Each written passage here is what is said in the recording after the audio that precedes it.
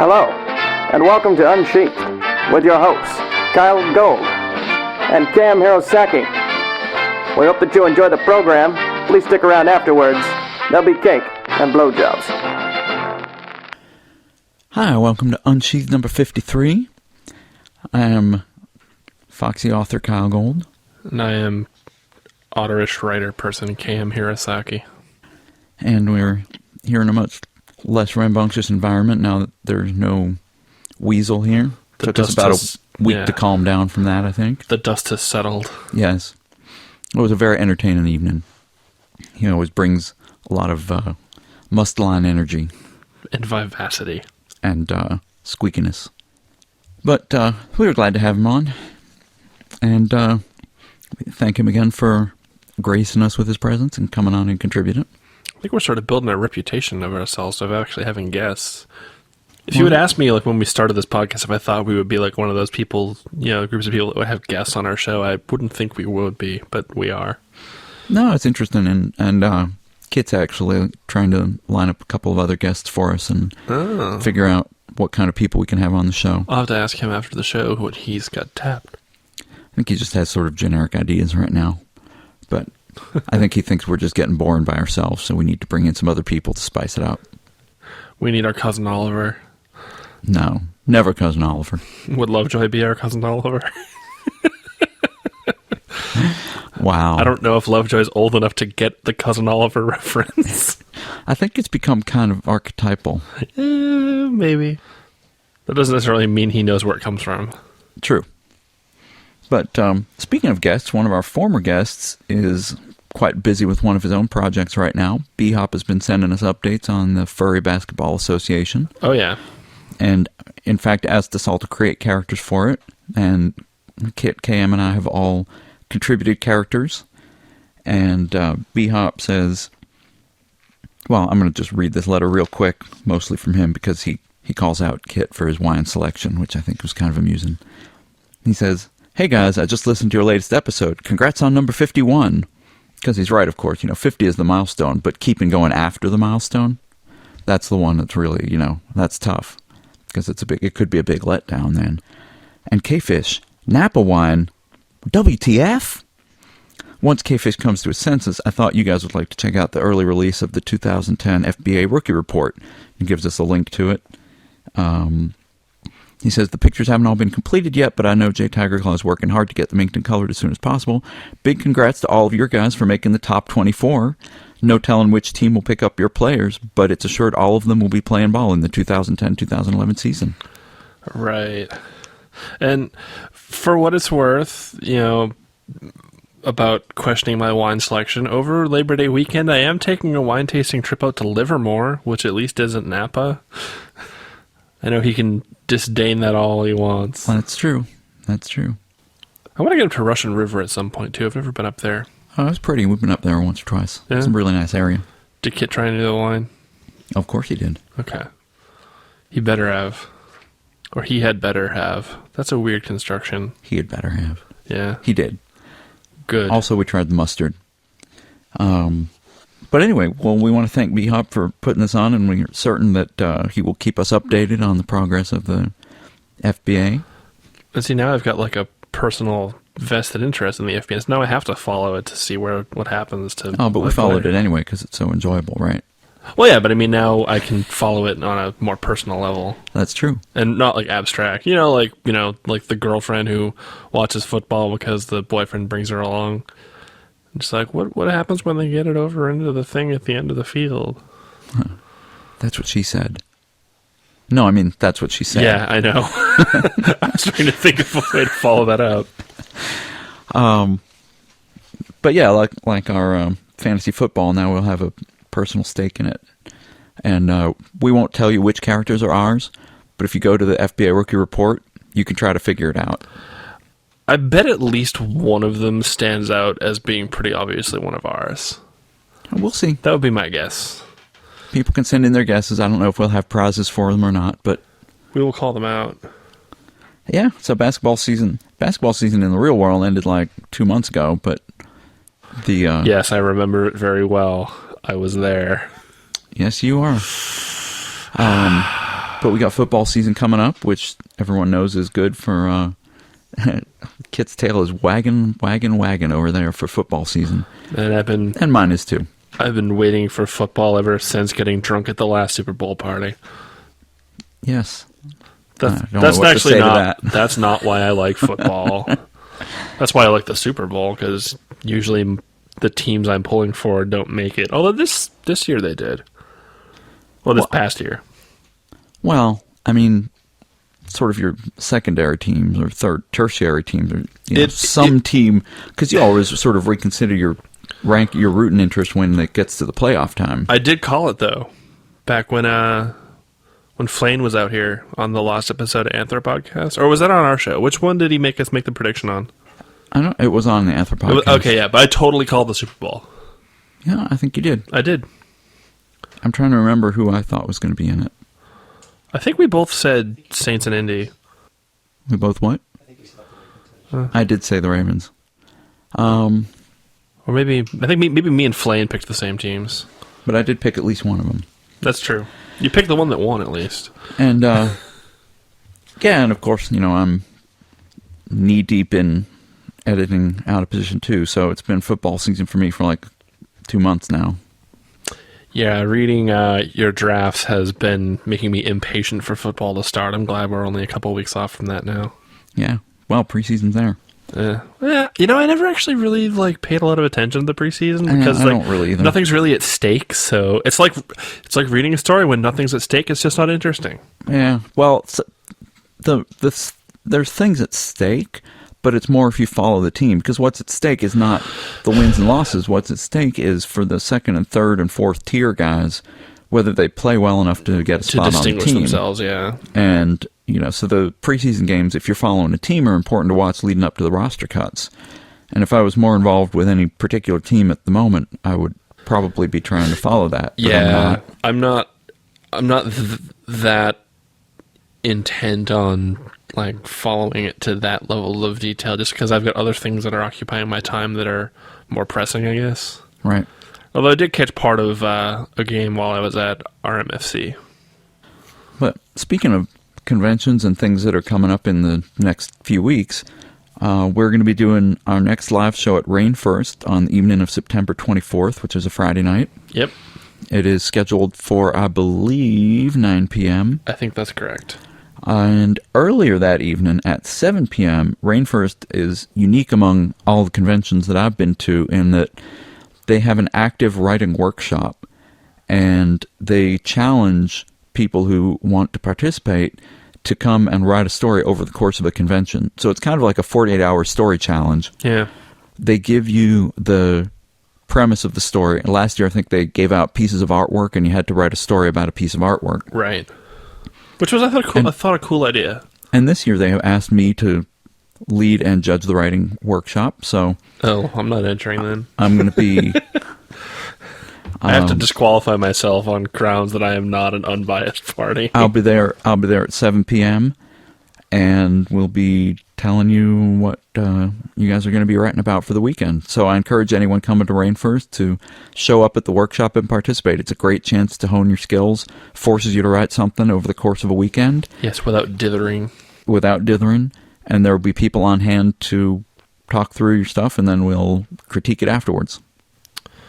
Speaking of dithering, I'm still not making much, if any, headway on Summerhill. I was looking at it last night, and I'm just like, oh my god, this story is so hard. Someday I'll finish. One of my favorite lines, of course, movie lines, is "the heart is what makes it good," and I don't mean that in the prurient sense that you might think. You can mean it that way. Thank you, but I don't. You may. But one more announcement about our live shows. We had secured a place and had a tentative date, and we realized that the date kind of crept up on us too soon. We want to give everybody time to make plans to come see us at our live show, which is going to be down in San Jose. So we're going to push it back out to October 23rd. So our live summer show, tentatively, smack dab in the fall, is going to be October 23rd, possibly 24th. We're going to see what time works that weekend. But if you feel like coming out to San Jose for a live show, and don't have anything else going on the weekend before Halloween, that's when we're going to be doing it. Yep. I would say come one, come all, but please don't come all. I don't know if we have enough room. I would spill out into the street. Are we that good? No. Oh. So our letters this week, we're starting off with a couple letters about, we're starting with another instance of us inspiring a listener, although I'm not sure we're proud of that one. We're going to talk a little bit about furry and furry characters and stuff, and then sort of go off on other tangents. Yeah, so. I was looking over this week's letters, and I'm just like, oh, I could go on for hours on this subject, but I won't. So I'll start off with the first one. First off, I'd just like to say that I love the podcast, but right now, I so hate you guys at the moment, and that includes NotTube as well. Though I did love Historian X, as well as Kyle and KM's. All were magnificent pieces of work. Thank you. Back on topic, though. Yes, thank you. I was listening to episode 42, and then you guys had to bring up that thing about going back in time and doing yourself, which oddly enough, me and my friends had been talking about 2 days before the latest ep came out. Don't ask. You can't say something like that and then not have us ask. And hearing you guys spurred me to write it. Before I'd even finished listening to the podcast, I already had 3 paragraphs. By the time you read this, if you do, the story shall likely already be done. Can't wait to hear more of the podcast. Signed, Theorian, the ever-elusive Black Panther. Yeah, okay, so I have to ask, why were you and your friends talking about going back in time and doing yourself? Yeah. You can't be that embarrassed about it, because we did it on... I was going to say, I know why we were talking about it. I want to know why you were talking about it. Yeah, we talked about it on a public podcast that we just sort of recorded and sent out to the whole world, so... Show your balls, Theorian. Do it. Not literally. Yeah, well, no. Please don't. Going by some of the things I've gotten from fans, I wouldn't put it past some people. We do need to add that disclaimer, yes. NB, please do not. Yeah. NB, do not literally show your balls. He literally showed me his balls. But yeah, if you want to give us a follow-up on that, I'm sure that we would all... we could enjoy the lulls or something. I don't even... Yeah, I don't know. Go on. I will go on. We'll go on with the next one.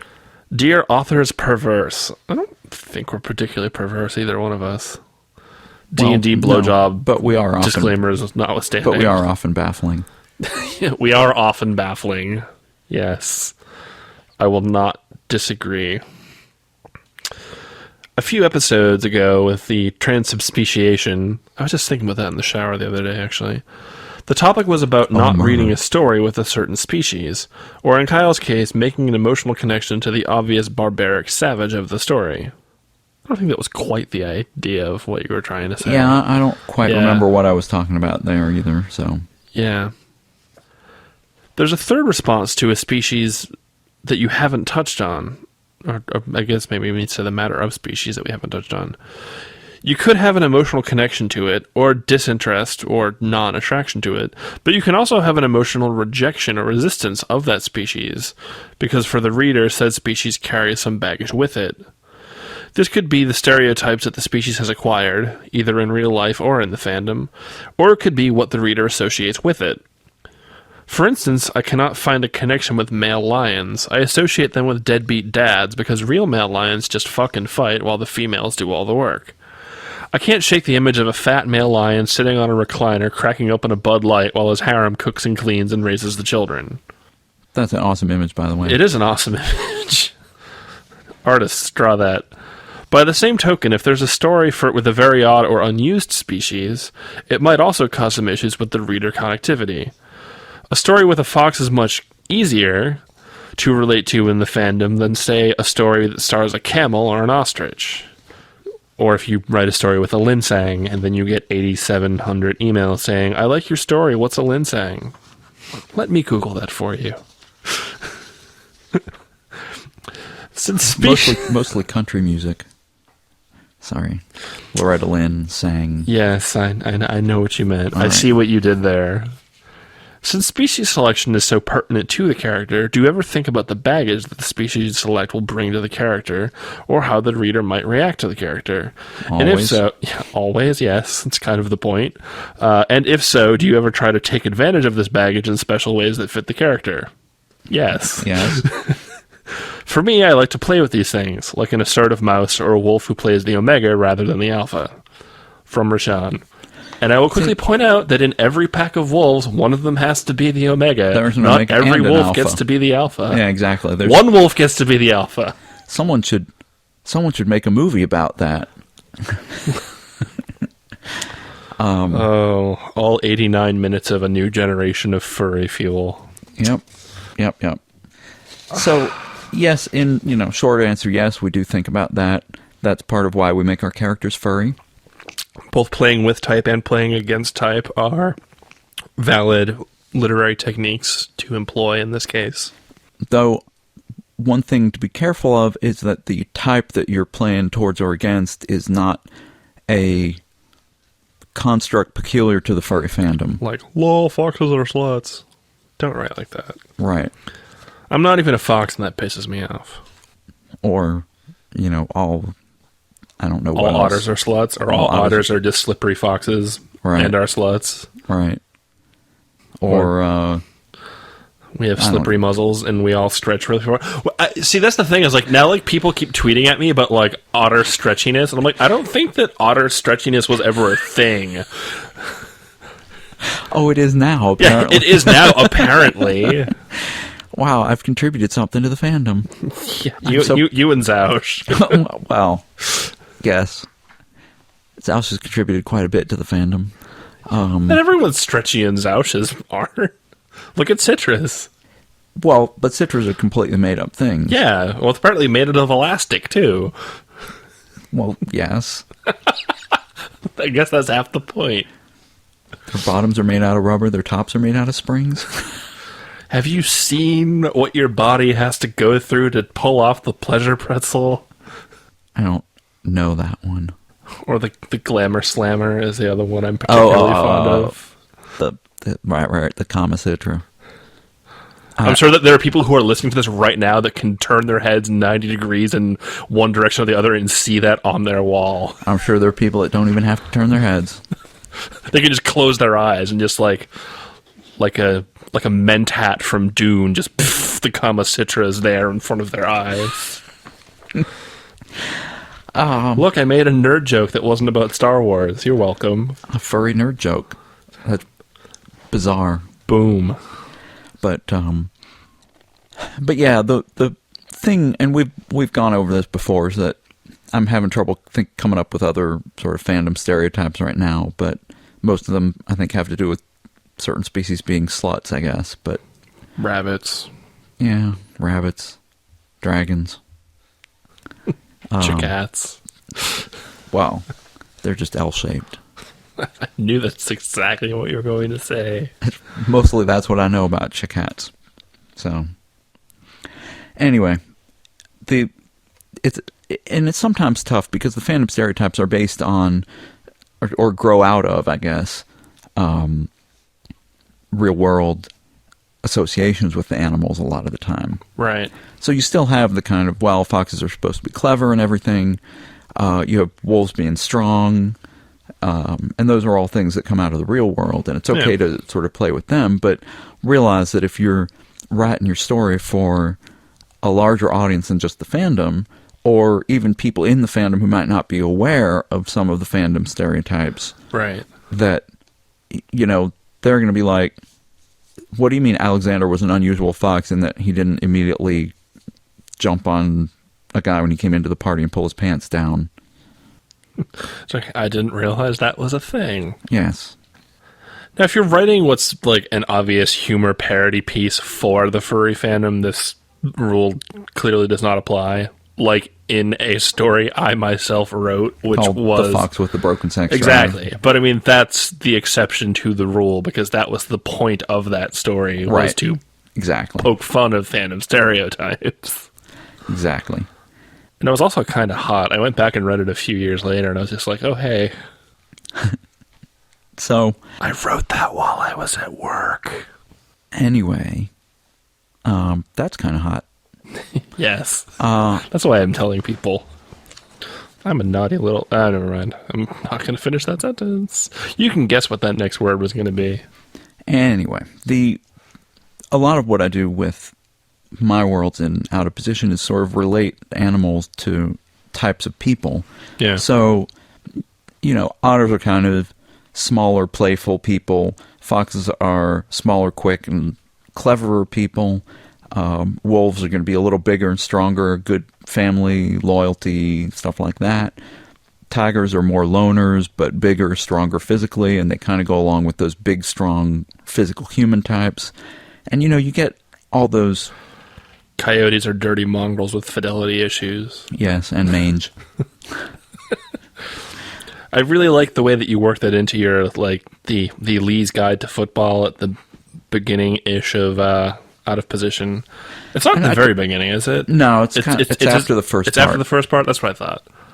Because the second part is where you really start getting into the game of football. Right. But I really think that in a world where there's so much variation, physical variation in type, that that's how they would handle the games, is you would have certain positions that would be devoted to certain body types. Like I'm having a hard time imagining an otter quarterback. Right. Or like an otter linebacker. Well, there wouldn't be a linebacker. There is an otter running back, but it's called out as being unusual. Right. But I can see where, depending on play style, where that could be valid. That's like Barry Sanders would be an otter. Yeah. Ooh, there you go. Hey. But I can totally see otters being wide receivers or something. Or there was actually so I was watching this reality football show called Hard Knocks. Pulled it up on Hulu, and one of the guys, it was a quarterback, so he wasn't even one of the big guys, but the quarterback was kind of walking around with his wife at the beginning of the show, and I was like, oh god, that's almost like a Devin Lee body types, because the quarterback, 6 foot, 6.5 foot, whatever, big, and his wife must have been 5 foot if she was an inch, and she's all sort of slender, and he's more built and muscular, and I was like, wow, that's like, if they were to film Devin Lee, if they would just make her a guy, that would totally or a guy in a dress pretending to be the wife. Yes, and a wig. Anyway, so I missed the next 3 minutes of the show. I had to rewind. Omer, as they say. But moving on. Dear Sheathers, I must apologize this week for a slightly longer than normal letter. This is from Condrel, so, get comfortable. Just this past week, I finished a story and distributed it to friends for comments and editing. So far, the response has been really positive. I was excited about it as well, as the story felt compelling and interesting even to me as I write. It has everything that I want to include in a short story. Solid character definition and progression, a gripping narrative, a unique story that fits the short length ideally, etc. In the midst of that excitement, though, one bit of criticism bit through the haze of excitement. Furry doesn't seem to add anything to the story, I was told. The characters could all be human, and it would read the same. This comment sent me reeling, mainly because it's right. Now, in my defense, I did plan to make a big deal of the furry aspect. I was going to have species be an analog for racial tension, and unique adaptations to environment that different kinds of furs would evolve, and class politics based on species stereotypes. They were all good plans, but the problem is that none of them really did anything for the story. In effect, I've written furry out of the story entirely. This leaves me in a rough place.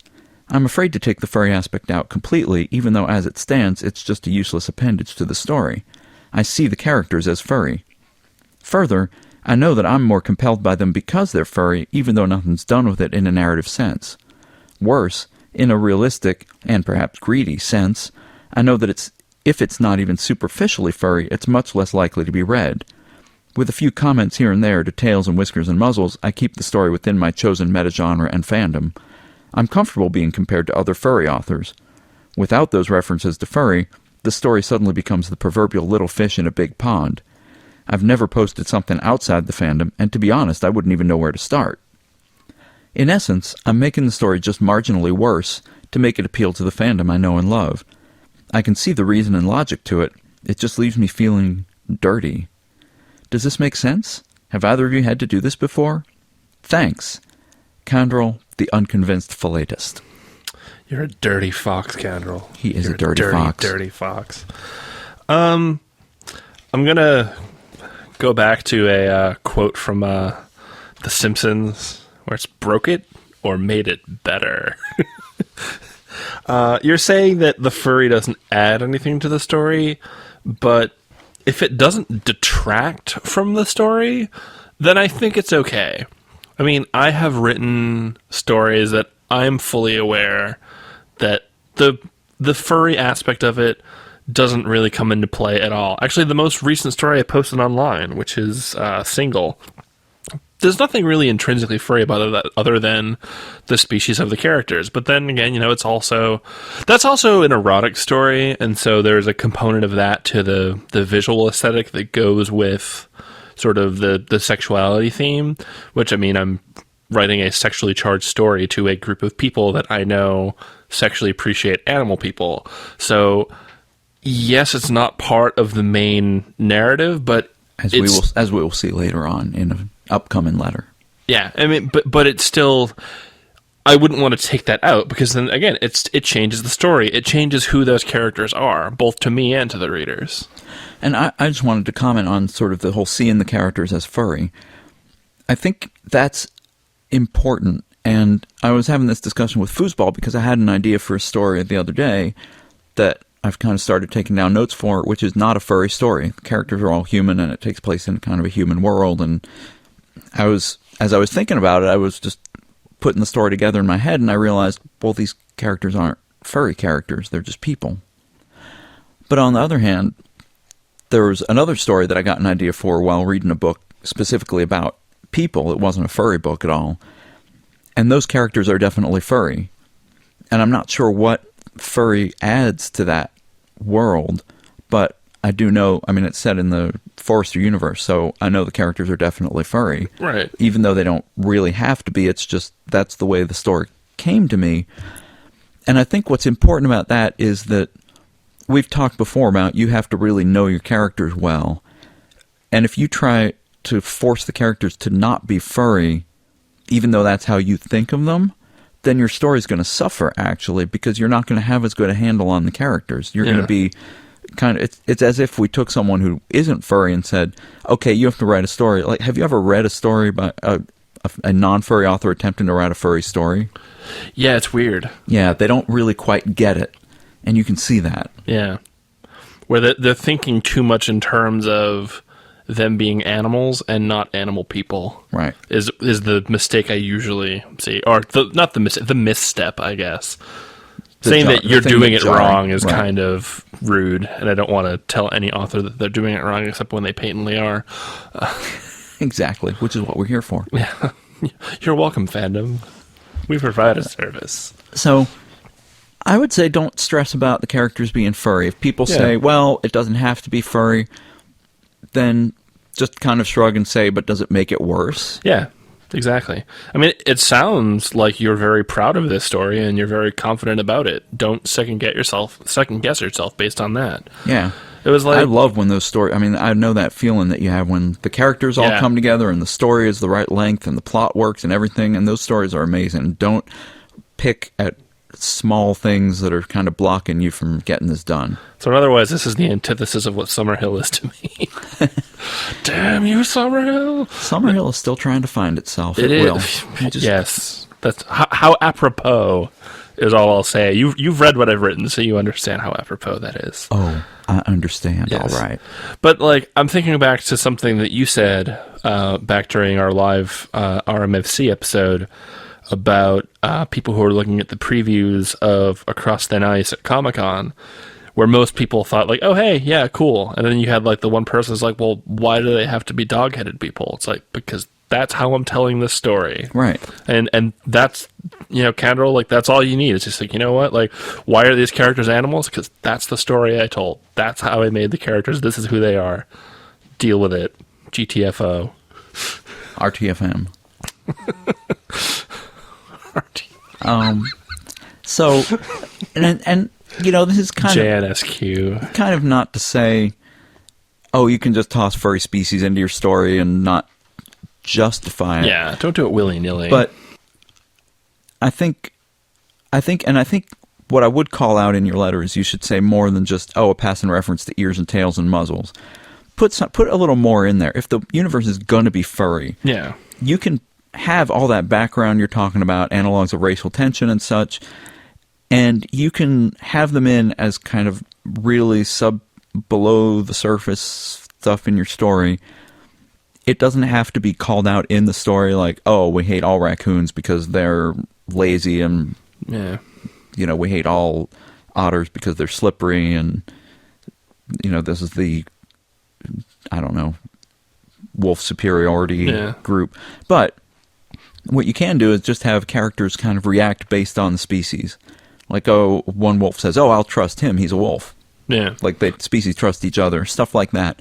If you just toss in a couple little colorful details, and that's stuff you can do going back and editing, then it makes the furry aspect a lot more integral to the world. Yeah. And I can think of plenty of stories, particularly novels, where the plot and the main narrative doesn't depend on the characters being furry, but the setting does.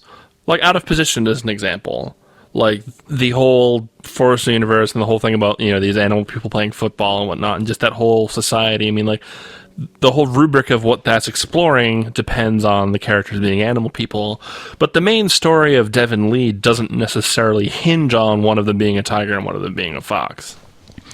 No, but this kind of goes back to my argument that you can sort of pull a reducto ad absurdum on any argument as far as, does this story need to be furry? Like, does Watership Down need to be furry about rabbits? Well, at the core of it, it's about a group of people turned out of their homeland trying to find a new place to live and encountering hostile tribes. And you could write that with humans. Yeah, it's called Exodus. +1, sir. There you go. Or, there's also Common and Precious, which sort of, it's not racial tension so much as classism. Right. Which comes into that, which is another thing that you actually don't see explored as much in furry fiction, I noticed. I don't know if it's because it's a subject matter that people are afraid to broach, or that people just aren't interested in writing as much, but that's an interesting example. You all should read that book. I keep recommending it. Apparently, Zia McCorkey has been selling them. Oh, really? Well, that's good. He's at a convention this weekend. That's the right. weekend we're recording this, which is going to be like a week or two before it airs. But I already referred to my upcoming Labor Day weekend trip, and this is probably not going to come out until after Labor Day weekend. So yeah. So now we can tell people where we were. We've ruined the magic. Going to haven't been. It's like taking the head off of a fursuit in public. The magic is ruined. Shall I read the next letter? Please read the next letter. Okay. Hi, Foxy and Ottery. I was listening to Unsheathed 44, where you were talking about Just Good Enough and how people lavish praise upon stories that don't deserve it. However, I've experienced an odd offshoot of this marketing tendency. Does he mean marketing or market? No. I've pulled down about 6 stories in my time because they don't have sex, or at least didn't have them as often as they liked, or with whom they liked, etc. I remember getting comments on my stories that basically said, "Make them yiff. Give us Barabbas." I've gotten Surrender even Dorothy. Surrender Dorothy. I've gotten even weirder comments when I do have characters yiff. I have to wonder how many other writers out there just don't post stuff because they don't want to go through the creepy factor. I have a friend who is an exceptional writer who no longer writes in the fandom from being stalked by a fur who, well, wanted things badly. Blue Wizard needs food badly. Blue So Fox how do you needs handle Jif badly? Oh, that was adorable. I know. You're welcome. You're welcome, fandom. So how do you handle these types of comments? I'm thinking I'm doing it wrong here and should be approaching these type of things differently, but it just can be disturbing sometimes. Thanks for a wonderful podcast. Jeremy Graham, Lion. I want to emphasize that I said blue and not any other particular shade of blue. When I said blue fox, I did not mean a big blue fox. I did not mean any specific blue fox. Or a teal fox. Nor a teal fox. Yeah. Nor any specific fox. I was choosing a primary color and a species, and they happened to come together in that way. It also had to be one of the primary colors that was in Gauntlet. Right. And Red Fox would just be too generic. Right. As opposed to, Blue Valkyrie. But no, Or Green Elf. Green Elf Wizard shot the is food. about to die. So when it comes to writing sex stories and posting them online, you are going to get creepy comments. You are going to get weird fans leaving comments. There's nothing you can do that's going to avoid that. Nothing can really discourage that unless you put a disclaimer in all of your stories that says, hey, if you're weird and creepy, don't comment on this. Which at that point, you're just being a jerk. Right, and it won't work beyond that. It seems to happen more for artists than authors. I know I have gotten my share. Well, but I know Demicur posted something recently because people were posting inappropriate comments, and she had to kind of call out, look, just because I draw porn does not mean that you can make references to doing inappropriate things to me, which you would think you wouldn't have to post in public, but apparently she did. And you're going to get this, and you just have to kind of deal with it. I know none of our listeners would ever do anything that inappropriate. Yeah. I mean, we are a fandom that is a bit more freely sexual than baseline society. And, if you write a story where people are just going like, oh, these characters should yiff, and like, that's not the point of the story, just ignore those people, because those people are going to say that about any story. Right. Just write the story that you want to write. Don't write what people like. Somebody you don't know who's just asking for sex because they want something to jerk off to, their opinion shouldn't matter to your non-sexual story. And you shouldn't take your story down because people like that are saying it. They're the ones being rude and disrespectful. You're not doing anything wrong by writing a story where, oh God, just because there's animal people in the story, like, oh, they're not fucking. Like, that's you're not doing anything wrong by writing that. No, and right back to the fans who do appreciate your stories on a better level, and ignore the ones that make inappropriate comments, and that also goes for people who are, it's not just the sexual comments, but it's people who are like, why don't you write a story about lions, or why don't you write a story about impalas, or why don't you write a story about naked mole rats, or whatever my favorite species happens to be. Impala. Believe me, I understand the desire to see your favorite species represented in the story, but there's not a whole lot that I can do about that. Those are less objectionable, and I usually kind of smile and say, I'll keep the species in mind and whatever, but again, it's not really appreciating the core of the story. Yeah. My question, though, I was kind of curious why you pulled down the stories. Was it because of comments of people saying, oh, they should have sex, or was it because you didn't get any comments apart from those? Because I know people that have said, oh, I post stuff with no yiff in it, and then it never gets comments, so I take it down. Yeah. It depends on where you're posting it.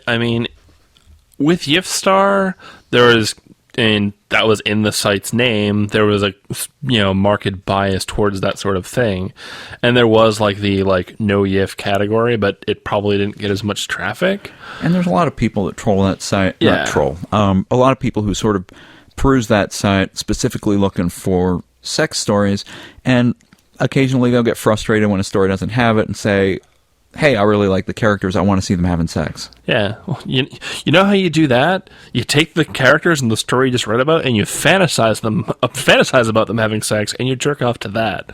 How do you think, people get all this fan art of stuff from Robin Hood and whatnot? They don't have sex in the movie, I can tell you that much. We've watched. But I bet that's gone through most of our readers' heads. This is what the human brain is capable of. So we're just, you get a lot of comments from people.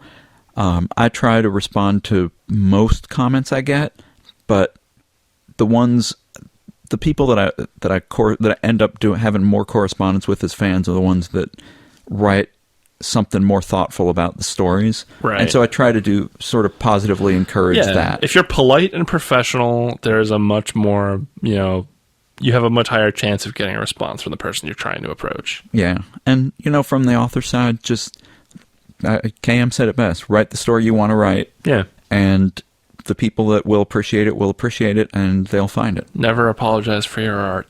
Exactly. And I think that's a good note to leave it on.